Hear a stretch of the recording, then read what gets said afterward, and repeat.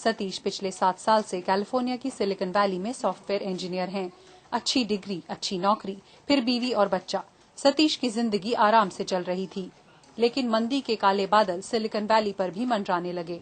हर साल इस वक्त हमारी तनख्वाह बढ़ाई जाती थी, लेकिन इस वर्ष हमारे सीईओ ने घोषणा की कि तनख्वाह में कुछ भी बढ़ोतरी नहीं होगी और हर रोज मन में एक डर सा रहता है कि कहीं हमें नौकरी से निकाला न जाए। हाल ही में हमारे ऑफिस के कर्मचारियों में से 6% लोगों को नौकरी से निकाला गया, तो मुझे काफी चिंता होती है।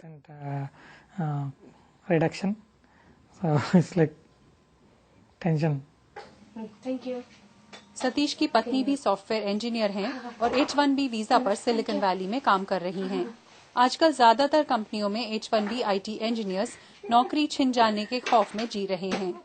Usually during lunch break, आमतौर पर लंच ब्रेक के दौरान कॉलीग्स के साथ बात करने के लिए बहुत चीजें होती थी, लेकिन अब सिर्फ नौकरी जाने की बातें होती हैं। माहौल बहुत संजीदा है। लोगों को अपने भविष्य, नौकरी, परिवार सबकी चिंता है।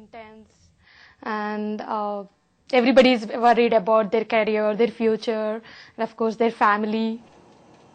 दुनिया के सबसे अमीर इलाकों में गिने जाने वाली सिलिकॉन वैली में आजकल बेरोजगारी तकरीबन 8% हो गई है।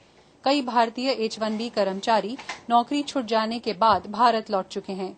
H1B वीजा का कानून है कि नौकरी न रहने पर 2 हफ्ते के अंदर अंदर अगर दूसरी नौकरी न मिले तो मजबूरन अमेरिका छोड़ना पड़ता है। ऐसे माहौल में H1B कर्मचारी घबराए हुए हैं।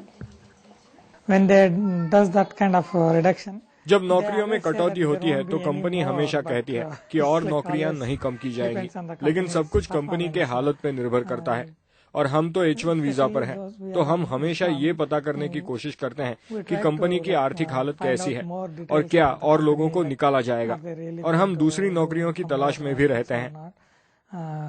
and then we also try to look out for new jobs. अभी the situation is different. अभी हालात बिल्कुल अलग है। हर जगह लोगों की नौकरी जा रही है, नौकरियां कम है। एक कंपनी को छोड़ना बड़ी बात नहीं है, लेकिन अगली नौकरी का मिलना मुश्किल होगा। Coming out of this company, लेकिन दूसरा जॉब मिलने के लिए मुश्किल होगा।